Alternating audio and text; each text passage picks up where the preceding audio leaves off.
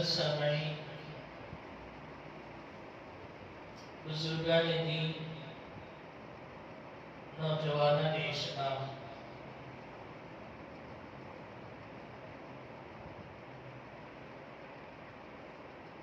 انسانیت کا وجود جب سے ہوا ہے اس وقت سے لے کر قیامت تک حق اور باطل کا معرکہ چلتا رہے گا۔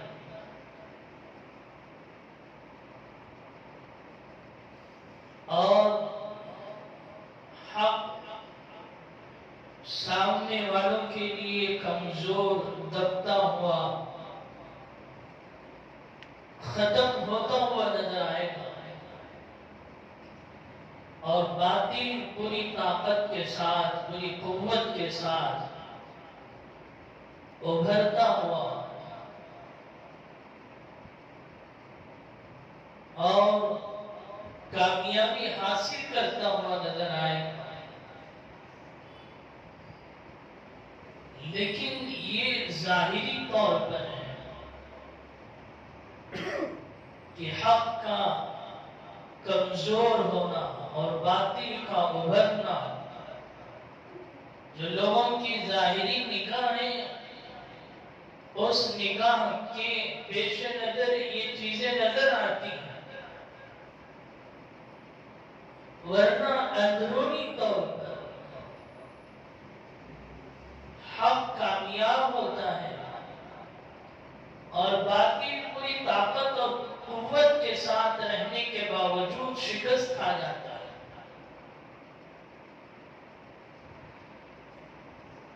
تاریخ نے ایسی کئی مثالیں ہمارے سامنے رکھی ہیں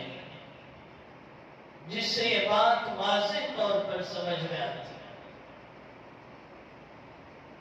اسلامی کیلنڈر کا جو آغاز ہوتا ہے، ہجری کیلنڈر جسے کہا جاتا ہے، محرم کا مہینہ، اس مہینے کا جو آغاز ہے اور اس میں حق اور باطل کا جو معرکہ کربلا کے میدان میں قائم ہوا، لوگوں کو ظاہری طور پر یہ نظر آتا ہے کہ کربلا میں شکست ہوئی ہے، حالانکہ حق نے باطل کو ختم کرنے کے لیے اور باطل کے سامنے سر نہ جھکا کر اللہ کے پیغام کو اور نبی کی رسالت کو عام کرنے کے لیے ان شہدائے کربلا نے جو شہادت دی ہے، خدائے پروردگار کی نگاہ میں وہ اتنی بڑی کامیابی اور کامرانی ہے اور مسلمانوں کے لیے عبرت ہے کہ مسلمان اپنے ایمانی طاقت اور دبدبے کو رکھتے ہوئے باطل کے سامنے سر جھکائے اور باطل کے سامنے اپنی گردن ڈالنے، یہ ہو نہیں سکتا۔ تعداد میں کم ہوں گے، طاقت میں کمزور ہوں گے، لیکن باطل جب سر ابھارے گا اور حق کو مٹانے کی کوشش کرے گا،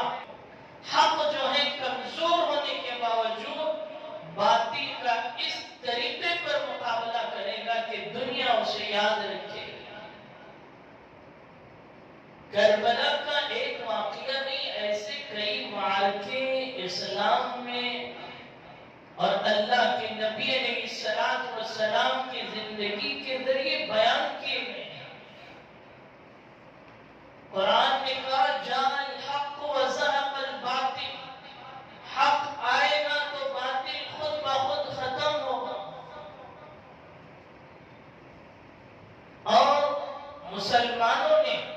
روز اول سے اس بات کی کوشش کی ہے کہ حق کو اپنانے کی اور اسے اپنی زندگی میں بروئے کار لانے کی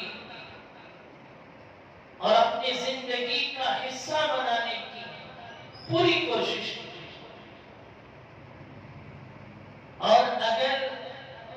مسلمان اس چیز میں حق کو قبول کرنے میں اور شریعت اپنی زندگی میں قائم کرنے میں اگر کوتاہی کرتا ہے تو پھر یہ حق اور باطل کا جو معرکہ ہے اس میں جو فتح یابی ہمیں تیزی کے ساتھ نظر آنی چاہیے اس میں جو ہے طوالت ہوگی، یعنی دوری ہوگی اور شکست دینے میں تھوڑا وقت لگے گا۔ اس کی وجہ یہی ہے کہ ہماری زندگیوں میں شریعت کا نفاذ، حق کو پوری طرح نافذ کرنے کا، جیسے کہ میں نے کہا قرآن نے واضح طور پر کہا ہے یا ایھا الذین آمنوا ادخلوا فی السلم کافہ، ایمان والو ایمان میں، اسلام میں پورے طور پر داخل ہو جائے۔ اس میں میری اور آپ کی کمزوری ہے کہ ہم نے اس فتح کو، اس کامیابی کو اپنے آپ سے دور کر دیا ہے اور اسے قریب لانے کی کوشش نہیں کر رہے ہیں۔ جس دن ہمارے دلوں میں اخلاص ہوگا، ہمت ہوگی اور استقامت ہوگی، اس دن یاد رکھیے کہ ہر محاذ پر مسلمان کامیاب ہوتا چلا جائے گا۔ آج دنیا کا جو ماحول ہمارے سامنے ہے، ایک دو محاذ نہیں بلکہ بہت سارے محاذ مسلمانوں کے سامنے کھڑے کیے گئے۔ دشمن طاقتیں، کسی کا معبود پتھر کا بنا ہوا، کسی کا لکڑی کا بنا ہوا، کسی کا تصورات صرف ذہنوں میں گھوم رہا ہے، ان کے معبود الگ الگ ہیں اور ان کی پوجا پاٹ اور ان کی عبادت گاہوں کا طریقہ کار الگ ہے، ان کا رہن سہن الگ ہے، تہذیب ان کی ملتی جلتی نہیں ہے۔ دنیا میں اسلام کے علاوہ دوسرے مذاہب کو آپ اٹھا کر پڑھیے، ان کے آپس میں متحد ہونے کے لیے کوئی ایسا عمل نہیں ہے جس سے یہ لوگ متحد نظر آئیں۔ عبادتوں میں اختلاف، رہن سہن میں اختلاف، طریقہ کار میں اختلاف، لیکن اس کے باوجود صرف اور صرف اسلام کے خلاف وہ لوگ متحد ہو رہے ہیں۔ اسلام کا جب نام آتا ہے تو وہ سب ایک ہو جاتے ہیں اور اسلام کے خلاف متحد ہو کر وہ ساری سازشیں کر رہے ہیں اور ان سازشوں میں وہ کامیاب ہوتے ہوئے نظر آ رہے ہیں۔ اس کے برخلاف مسلمان کلمہ لا الہ الا اللہ محمد رسول اللہ، سارے مسلک اور سارے مکاتب فکر والے اس کلمے پر متفق ہیں، کسی کا انکار نہیں ہے اس کلمے پر، سارے متحد ہیں، لیکن اس کے باوجود ہم مسلکوں میں، مکاتب فکر کے ان خیالات میں بٹے ہوئے ہیں، جس کی وجہ سے ہم باطل کے سامنے ایک اتحادی پلیٹ فارم پیش نہیں کر سکتے۔ ایک کلمے پر سب متحد ہونے کے باوجود مسلمان منتشر ہیں اور دنیا کا باطل اپنے الگ الگ خداؤں اور معبودوں کی پوجا پاٹ کرنے کے باوجود وہ اسلام کے خلاف متحد نظر آتا ہے۔ ہمیں چاہیے کہ ہم اپنے اندر ان چیزوں کا جائزہ لیں،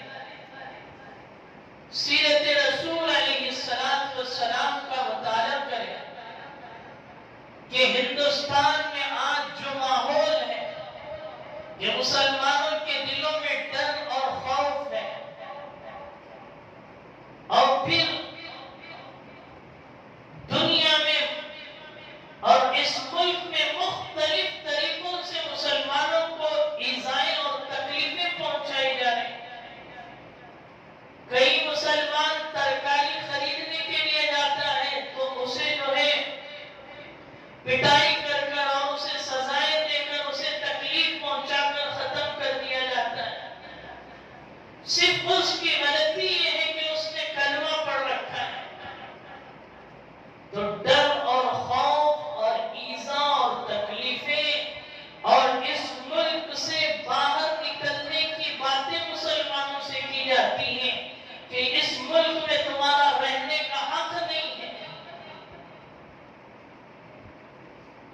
تو آج کا جو دور ہے، ہم جس دور سے اس ملک میں گزر رہے ہیں،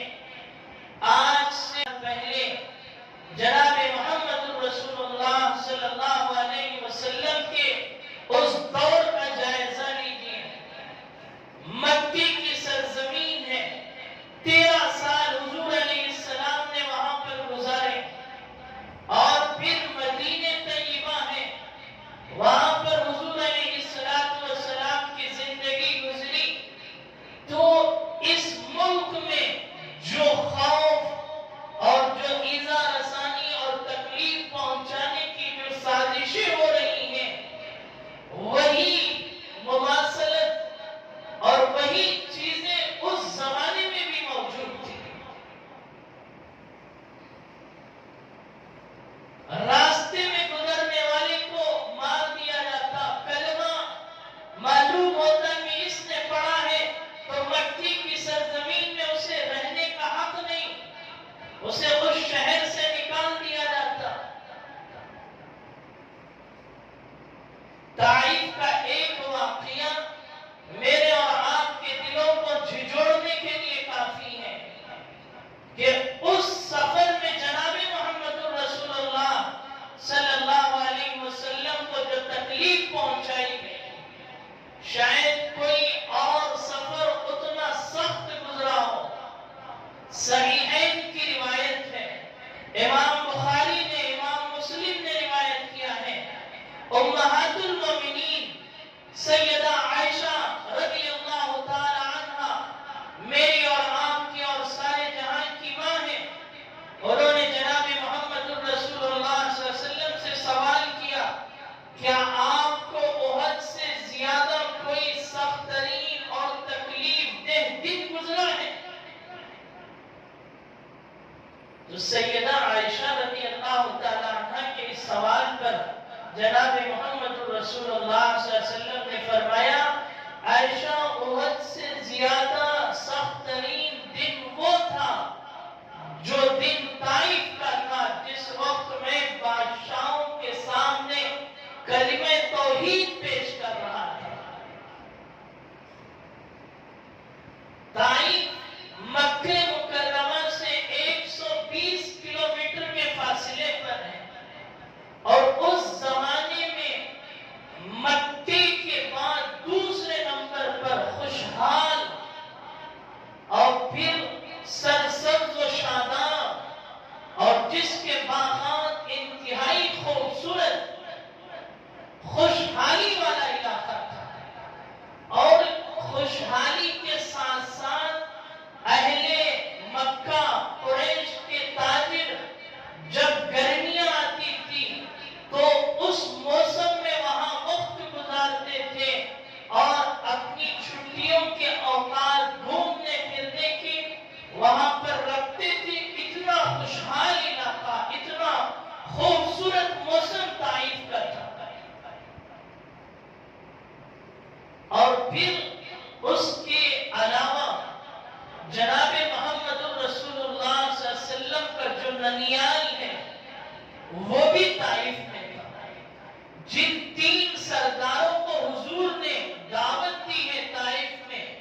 وہ حضور کا ننیالی رشتہ ان سے قائم تھا۔ 3 کے نام کتابوں میں لکھا ہے، ایک کا نام عبد اور لیل تھا، اور دوسرے کا نام مسعود تھا، اور تیسرے کا نام حبیب تھا جو بنو ثقیف کا سردار تھا۔ ان تینوں کے سامنے جناب محمد رسول اللہ صلی اللہ علیہ وسلم نے توحید کا پیغام پہنچایا۔ آج دنیا میں لوگوں کا یہ ذہن بن چکا ہے کہ گھومنے اور پھرنے کے مقامات میں اتنا پیسہ لگاتے ہیں اور خوب سیراب ہوتے ہیں اور اسکول کی چھٹیوں میں وقت گزارتے ہیں اور اپنا ثروت اس میں لگوا کر اپنی زندگی کا حصہ ضائع کرتے ہیں۔ جناب محمد رسول اللہ صلی اللہ علیہ وسلم طائف کے اس سفر میں اور اس خوشحال علاقے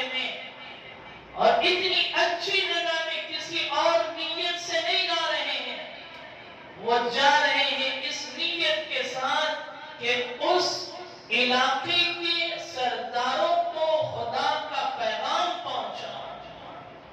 اللہ کی وحدانیت انہیں سمجھا۔ 10 دن قیام رہا، حضور علیہ السلام ان سرداروں کو سمجھاتے رہے، اللہ کا پیغام بتاتے رہے۔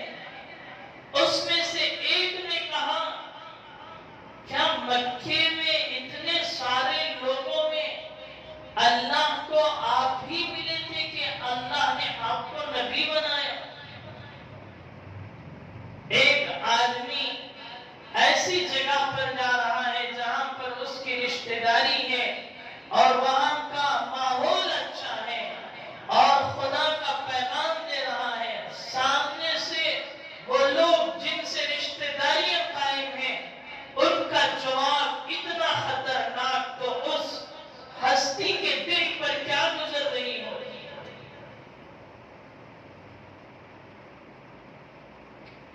دوسرے نے کہا، اگر اللہ نے آپ کو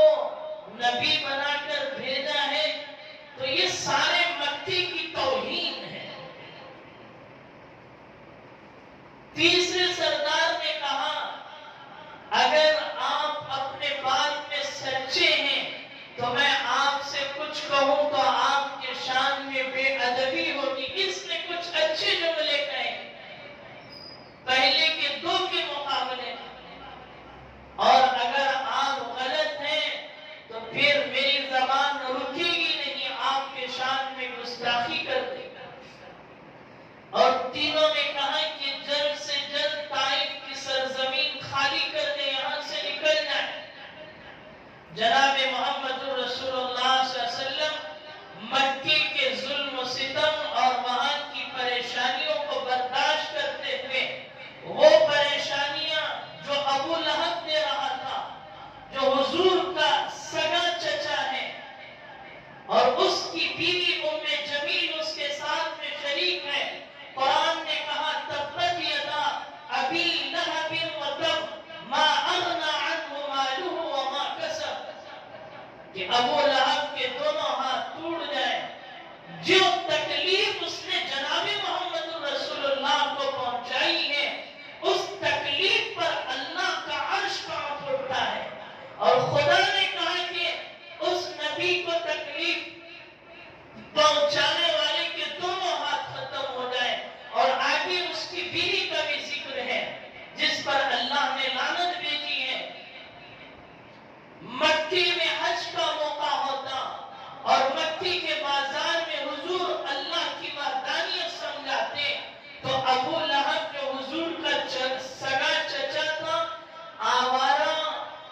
نوجوانوں کو چھوڑ کر حضور کا مذاق اڑاتا تھا، تکلیف پہنچاتا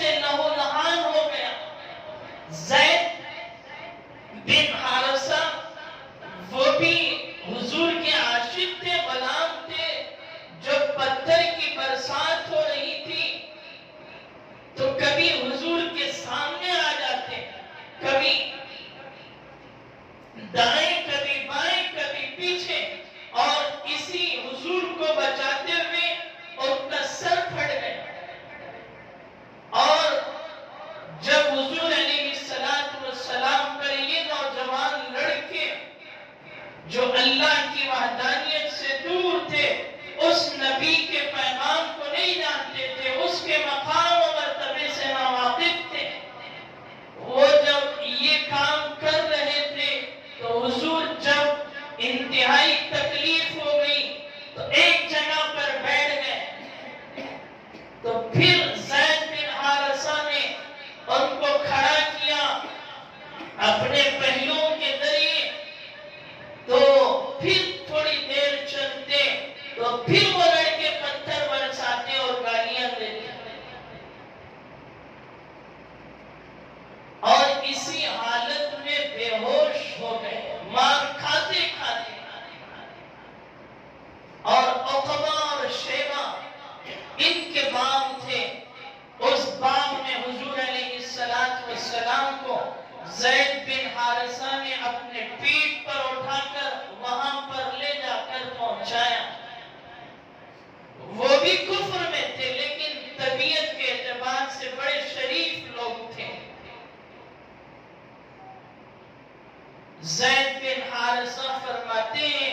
کہ حضور علیہ السلام خون سے اتنے لہولہان اور بے ہوشی طاری ہو گئی تھی کہ ان کے جوتے بھی خون سے بھرے ہوئے، ان کا جسم بھی خون سے لت پت ہے، اور فرماتے ہیں کہ اس باغ میں جب میں جوتے نکالنا چاہا تو اس خون کے سوکھنے کی وجہ سے جوتے حضور کے تلووں سے چمٹ چکے تھے، اور کپڑے نکالنا چاہا تو حضور علیہ السلام کا لباس اپنے جسم سے خون کے سوکھنے کی وجہ سے چمٹ چکا تھا۔ اور پھر اس باغ میں ایک آدمی جس کے بارے میں آتا ہے کہ وہ عیسائی تھا، انگور کا گوشہ لا کر حضور کے سامنے پیش کیا، حضور نے بسم اللہ الرحمن الرحیم کہہ کر اس گوشے کو کھانے لگے، اور پھر اسے پوچھنے لگے تم کون ہو، تمہارا کیا مذہب ہے؟ اس نے شاید اپنا نام وقاص بتایا ہے اور کہا کہ میں عیسائی ہوں، اور اس نے پوچھا آپ کون ہیں؟ حضور نے فرمایا کہ تم وقاص ہو،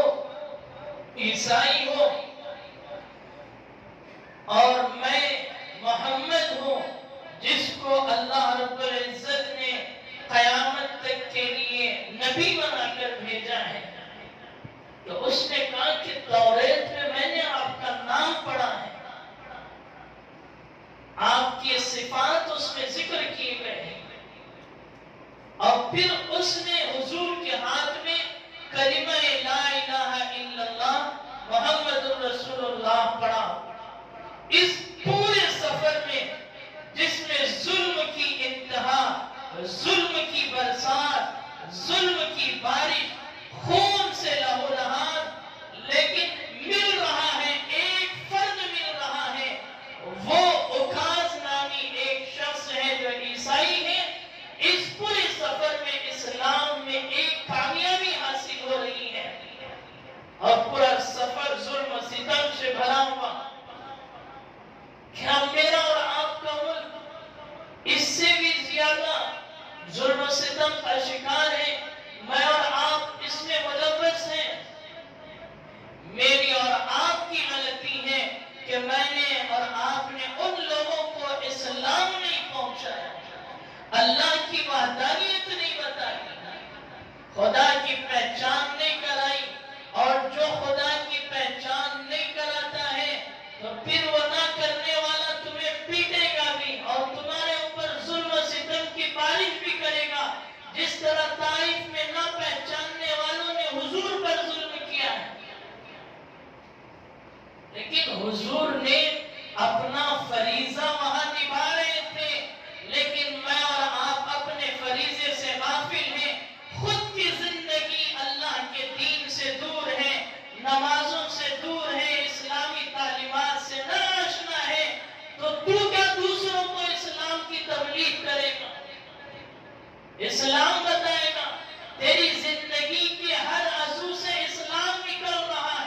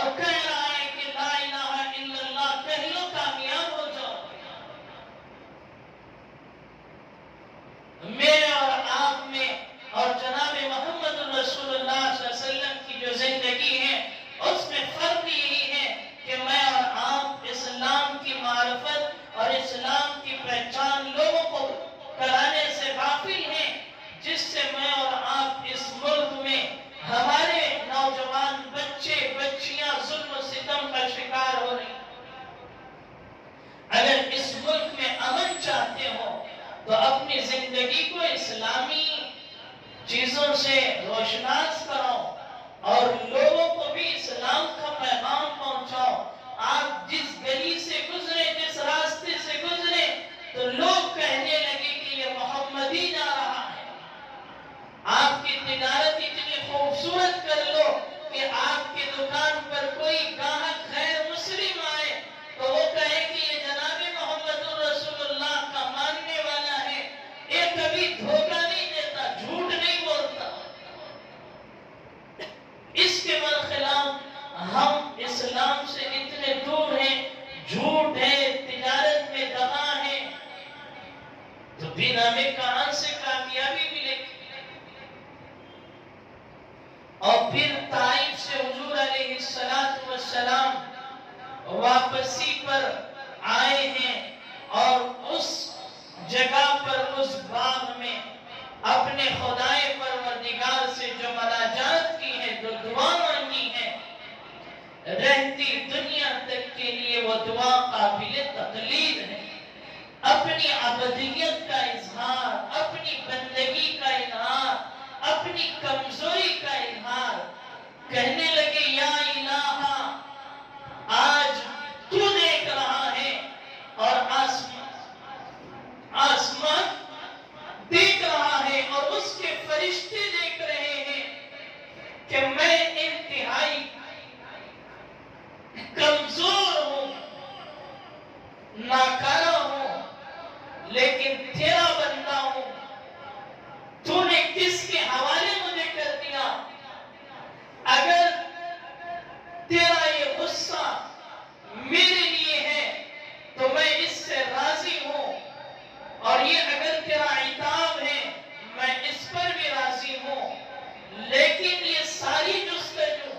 ساری جدوجہد اور ساری تکلیفیں صرف اور صرف تیری رضا کے لیے. مجھے یہ سب کچھ برداشت ہے، یہ ساری تکلیفیں برداشت ہے، لیکن ان تکلیفوں سے تو راضی ہو جائے، تو خوش ہو جائے تو میرا بیڑا پار ہو جائے. عبدیت کا اظہار، اپنے فریضے کو